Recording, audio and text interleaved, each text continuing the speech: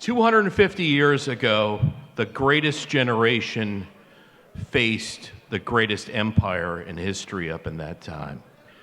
At Battle Road on April 19th, 1775, my family sent 12 members, fathers and sons, to Battle Road. They battled at the very heart of combat at the Jason Russell House, and two of those men never came home. Amos Mills and Josiah Mills. And at that house, they also stood shoulder to shoulder and stood their ground with one of America's first elite units, a special operations unit, in many ways, a precursor to many of the members in this room that had amphibious capabilities, the Marbleheaders. And at Lexington and Concord, they fought. And shortly after that, they consolidated right in front of Boston and had a siege. But their first task, they were the masters of information warfare, and they gathered depositions from British soldiers and American participants to craft the American narrative. And they found the fastest ship that they could find, and their report got to London 3 weeks before General Gage's report, changing the course of history. They were not traitors, but victims. And it was there that the special operations lineage begins. But it was also about the power of an idea. Elbridge Gerry, who was a member of Congress, who was gathering depositions, was also one of the early thought leaders of the American Revolution, which we have freedom and liberty, the American style, which flows from him and many other Marbleheaders.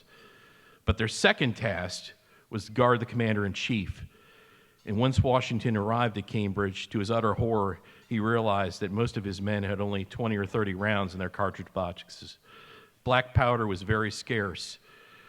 So it was this week, October 13th, the founding of the Navy, but it was the first ship, the Hannah, which was crewed by the Marbleheaders and owned by John Glover, that would set sail. It was a fishing boat that went after the mightiest navy at the time.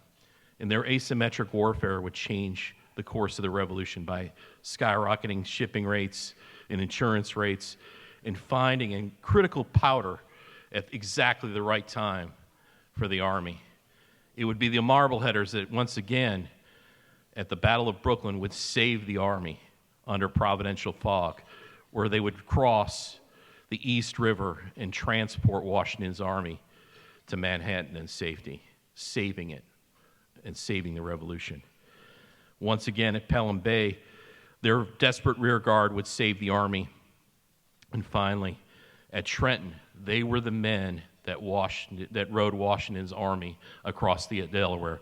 All other prongs of Washington's army would fail, except for those that were under the tutelage of the expert mariners of the Marblehead men. They would then follow the trail of blood from the shoeless army as it went into Trenton, and they would be responsible for capturing Assapequa Creek Bridge and capturing Johann Rall's force at the Battle of Trenton.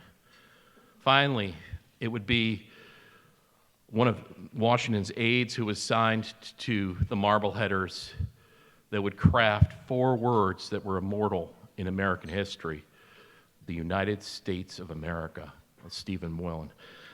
The United States, an idea to the United States of America, the greatest country in the world.